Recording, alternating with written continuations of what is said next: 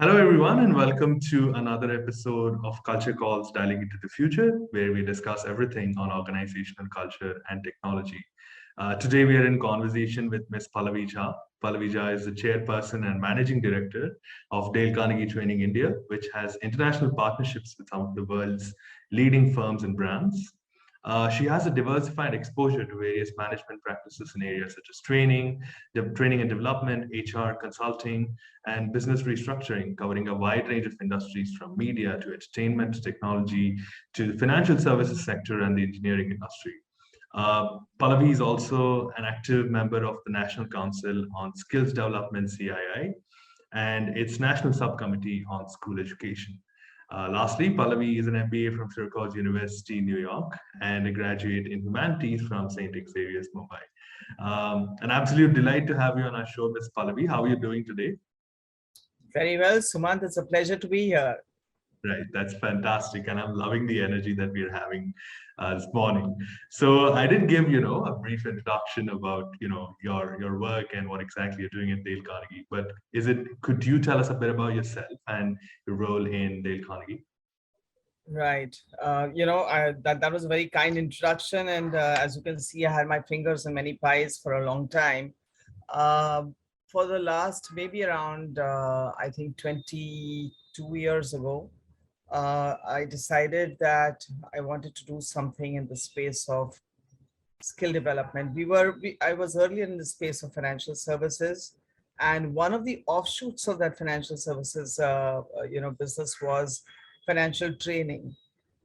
This was, the late 90s, early 2000s. So we were getting a lot of our banking clients asking also for, because of the, a lot of international banks coming in, etc., asking us for stuff like, oh, we've never had to work on a customer service before. So can you help us with that? And that kind of got us thinking, saying that we really need to move into the behavioral training space. And then when we looked around, we said there is really nobody who's really organized or corporatized in that space. A lot of individual players at that point in time. So we reached out to Dale Carnegie, which, as you know, is it's a 108-year-old brand. So we reached out to them. The book, How to Win Friends and Influence People, resonates with a lot of people in India, and it carries instant brand recognition. But we were most excited because Dale Carnegie was a company that operated across a range of curriculum areas and across leadership, sales, customer service, what have you, and was operating in the largest number of countries that we've seen, which made us feel that this is very culturally, uh, you know, uh, acceptable to all kinds of cultures. And that's what made us think about bringing Dale Carnegie to India. So my role was really to bring Dale Carnegie to India, and I haven't looked back since. It's been a great journey. I'm happy to say we are possibly one of the largest training organizations in India today, and we do make it to the top franchisees of Dale Carnegie in the global network as well. So very happy with the journey. What's most excited is the almost 400,000 people that we have trained and skilled to become more successful. So very happy business to see how we can help other people succeed and become more effective and therefore make themselves happier. So it's been an exciting journey, and that's what I did, and that's what I do. Right. That's fantastic to hear your journey over 22 years. And one of the questions that I ask is that uh, you have had such a long experience, being in the industry with various different sectors. So you've obviously seen a lot of changes in work culture over the past many years. So I think post the pandemic, there was a sudden shift in the organizational culture across various organizations in various sectors. So how exactly do you see work culture evolving, especially in this hybrid kind of work environment, which is kind of looking to stay here for a while? So how do you see work Right. culture evolving in this environment? It's interesting that you say you're talking about the hybrid work environment, because all our clients are talking about that. Either they've got back to it. We as an organization are actually going to start. We've been so far been 100% work from home company, but come April, we are getting back into a hybrid mode. And what's really interesting is the shift in the understanding of what what enables culture and what culture should be. The earlier, and I personally was a believer that, I had a lot of these millennials saying, "Oh, we want work from home and we want flexibility," even pre-pandemic, right? And we said, "Oh, those are frills, and you can be effective only if you come to work." And more than effective, there was this feeling of, we don't know what you're going to be doing at home, right? And the other piece was, how are we going to build a culture if everybody's going to be operating from homes and just getting together on projects over Zoom or whatever it was? So it was such a mental block that while most people did bring in flexibility pre-pandemic, it was just a token amount of, there was a lot of tokenism there. What it showed us, this pandemic, is that, from believing that you need to be in office to be effective in your work, to really totally understanding that you can be equally effective, get all your work done that you got done in the office, um, or possibly even better when you work from home. And that's the reality. The challenge has been, of course, that there have been shifts to how do you build the social connection. And I think social connection inside an organization is key to any company culture. And that's the piece that is being debated and discussed and addressed. But I think the more we are able to create opportunities for social connection within the team and even with the clients, I think we're going to be in a much better place. So for me, I think what we are seeing as an emerging trend is, whenever there's anything that requires collaboration, people want their teams to come into office. Like you're doing a brainstorming session, you want to work on product innovation, those kind of things you really want to do in office. And we've seen that innovation took a beating in the pandemic. So those kind of activities, I think, enable themselves for office. But if you want to do deep work, concentration, you can be at home and do it. So I see those shifts in culture. Right, right. And that's fantastic the way you said that. I always remember this one quote by Gary Vee, who always tells that company culture is the backbone of any successful organization. So I just want to ask, how true is this statement when it comes to your organization? How true is company culture really the backbone of your success? Everything, and I keep saying this to my team members all the time, is I said, this was a quote by Eleanor Roosevelt about women, but I said, really, character gets tested when you're in hot water. And I think nothing denotes character better than the culture you have in your organization. So when you're put into a hot water, like I think the pandemic threw everybody into a crisis. What did we do and what did we find? We saw this happening across the industries. People saying everybody was rallying around and doing their bit. A lot of it because in the initial period, it was in the minds of many, it was a little bit of a break from those intense work schedules that they had.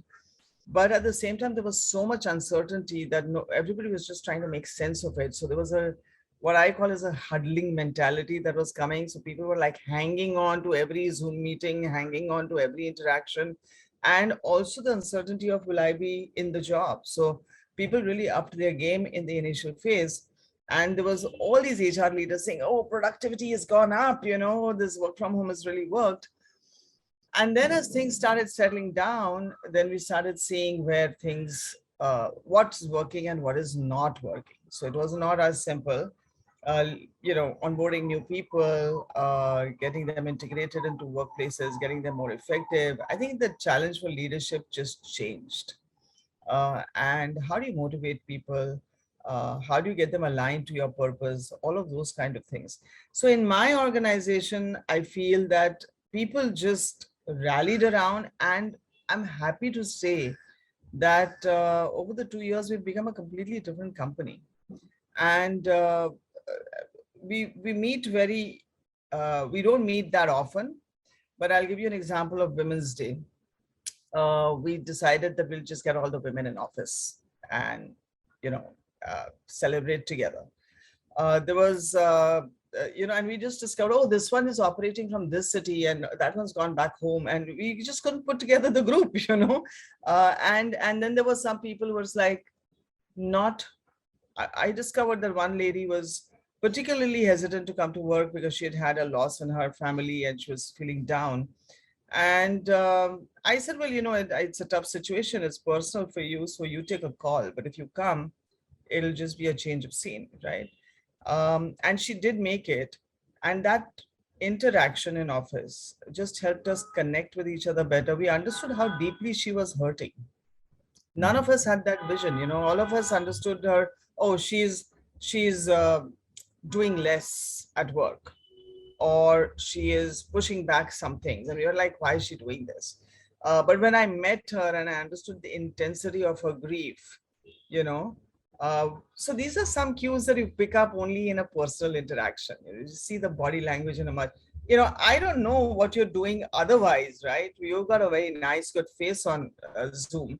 I don't really know where your emotions are, and that's really the problem with remote work. So I think for us, while the productivity went up, we changed, Yeah, it's fantastic the way you spoke about, your organization and what exactly you did for Women's Day. And I think that was really, really inspiring. Um, this is one question that I do ask, which is, do data and technology play, a key role in determining organizational culture? Because we've seen the adoption of digitalization of technology in across workplaces, and how exactly it's playing such a key role. And this Zoom conversation is happening because of the adoption of technology so fast in the past couple of years. So, do you think in building organizational culture, technology and data play such an important role? It obviously does, because I think today no organization operates without technology or data. So everything that we do is informed by data, and everything that we work with is enabled by technology. So I think definitely, so culture always gets shaped with that. And if you really look at culture, it's really about uh, how we work together without a set of rules. How, what's our, what's, this is my own definition, I don't know what it is, but there is, essentially what we are saying is, what is your default behavior when there is no set of rules? That's when your culture gets tested, right? So are you people who easily would get into conflict? You will get into freeze? Are you a people that will, just roll up your sleeves and get going, quickly collaborate? What is the story? That's your culture. And technology enables some level of connection, and because of technology you get a lot of data, and that gives a sense of logical direction to your instincts. Okay, so the way I look at it is, technology and data doesn't cannot stand on itself without a certain instinct and a way of looking at it. But every instinct should be verified with data, you know and therefore it's the I think it underscores everything that we do.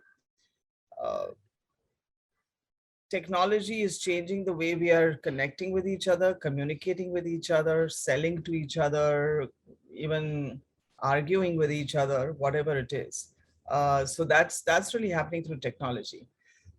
What I'm hearing from our clients is that with as people come back to work, they're less confident of their social interactions. you know it's very easy for me to be on text, to have put out a message that makes me look great. I'm able to edit the text, I'm able to rewrite it, I'm able to draft something and then send it after I sleep over it, just so that I'm sure. You don't have those luxuries in a real conversation.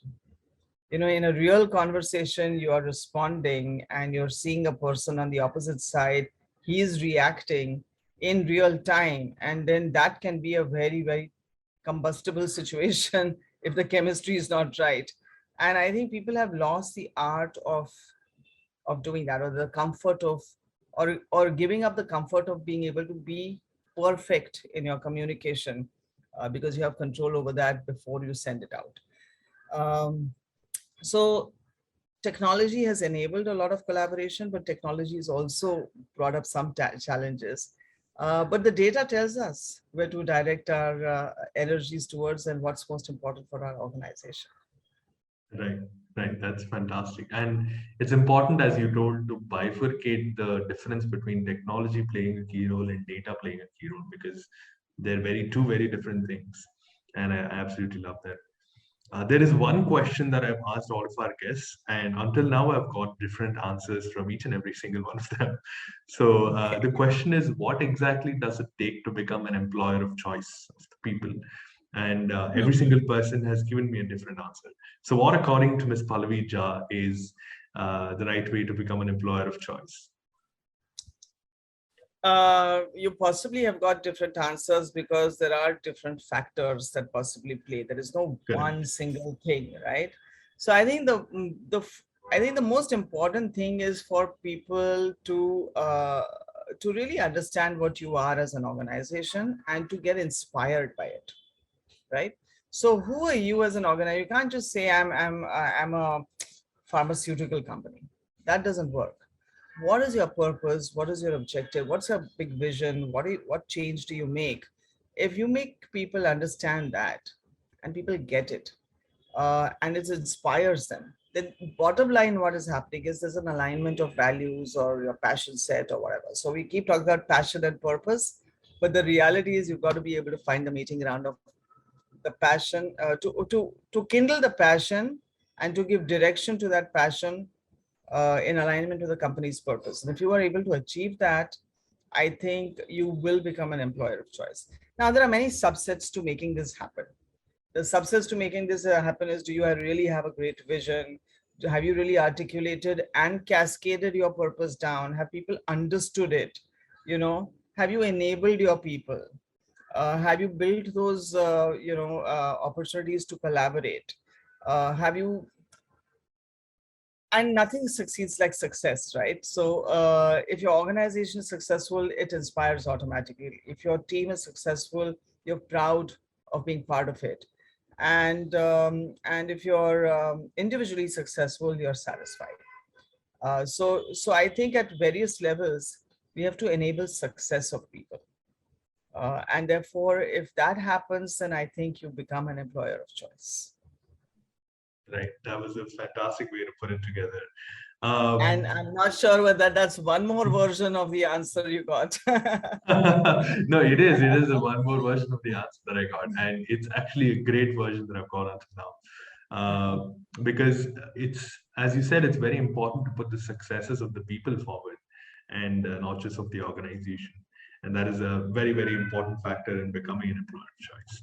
I Yeah, wish we had more. more than everything else, when everybody succeeds, right from the organization to the team to the individual, uh, communicating and talking about telling your success stories is very important, and very timely appreciation, rewarding that success is a very, very important piece of it. You know, and I said timely, and it has to be in a meaningful way. It can't be superficial. So that real appreciation then makes the person feel valued. You know. Right, right. That is once again the best way to put it together. I wish we had so much more time to talk, but I'm really sorry that we have to end this conversation right here. Thank you so much for joining us. Is there any last words that you want to tell out to our audience before we end the No, show? I think you've been a fantastic host, and I really enjoyed this conversation. I think right from the type, the original management guru, Peter Drucker, who said culture is strategy for breakfast. I think that story remains true. Culture, no matter what the context is, it'll shift, but that still remains the bedrock of what's going to be the success of organizations. Right. Fantastic. Culture is strategy for breakfast. Thank you so much. And we can end on that note. And thank you so much to our listeners for listening until this. If you have anything, please make sure to leave a comment. And we will see you again on the next episode. Thank you so much. Thank you. Thanks for having me.